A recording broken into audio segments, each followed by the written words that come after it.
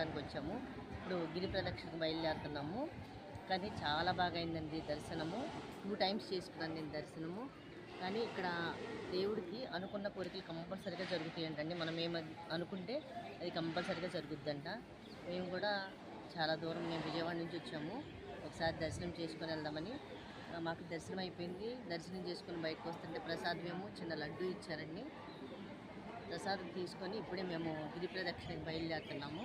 ఇప్పుడే బయటకు వచ్చి స్వామివారి అనుగ్రహం ప్రతి ఒక్కళ్ళకి ఉండాలని కోరుకుంటున్నానండి. చూడండి ఇదంతా బయట అనమాట. లోపల నుంచి బయటకు వచ్చినాక గుడి కూడా చాలా పెద్ద టెంపుల్ అండి. అసలు నేను ఇంత హైట్ ఎప్పుడు చూడలేదండి నేను. గోపురాలు చుట్టూ ఎటు చూసిన గోపురాలేనండి. చాలా హైట్ ఉన్నాయి. నేను ఎంత హైట్ గోపురాలు ఫస్ట్ టైం అండి చూడటము. ఒక గోపురం కదండి, చాలా గోపురాలు